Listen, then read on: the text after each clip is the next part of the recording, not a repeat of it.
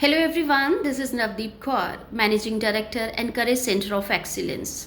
Today I am going to share very important topic for all the educationists, for all the teachers और ये topic है मेरा आज का about classroom.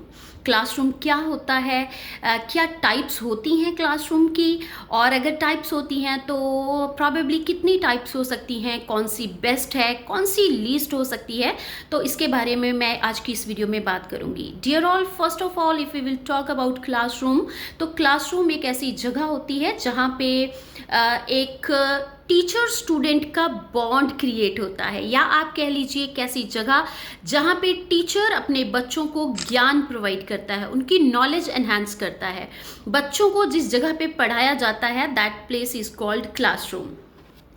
अब मैं अगर बात करूं टाइप ऑफ क्लासरूम की, तो according to my observation, according to my experience, I have divided the classroom into 3 categories. तो मैंने फर्स्ट कैटेगरी को नाम दिया है S classroom. S stands for silence. ये एक इस तरह का क्लासरूम होता है, यहाँ पे आपको एक पिन ड्रॉप साइलेंस वाला माहौल क्लासरूम्स में मिलेगा, और ऐसा माहौल वैसे बच्चे नेचुरली तो क्रिएट कर नहीं सकते. तो अब ये शायद हो सकता है कि टीचर्स की किसी तरह की डांट की वजह से, या कोई स्ट्रिक्ट उनको एक इंस्ट्रक्शन दी गई है, तो बच्चे बिल्कुल साइलेंट वे के साथ बैठे हैं, टीचर टीच कर रहा है, या हो सकता है कि अपना कोई इंपॉर्टेंट काम वो क्लासरूम में कर रहा है.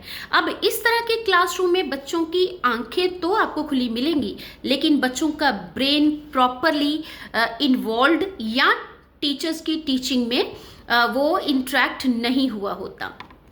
और ऑब्वियसली अब ऐसा क्लासरूम जहाँ पे बच्चे प्रॉपरली इन्वॉल्व ही नहीं है, उनका ब्रेन प्रॉपरली एक्टिव ही नहीं है, तो ऐसे क्लासरूम में तो लर्निंग पॉसिबल ही नहीं है. तो ये हो गया पहला साइलेंट क्लासरूम, जो मेरे लिए बिल्कुल बॉटम लेवल पे मैं इसको कहूँगी, या मेरी डिक्शनरी से ये बाहर है. अब मैं सेकेंड टाइप के क्लासरूम की बात करूँगी, that is called N classroom. N stands for noisy. अब ये नॉइजी क्लासरूम कैसा होता है? एक ऐसा क्लासरूम यहाँ पे टीचर क्लास में हो भी सकता है या वो नहीं भी हो सकता.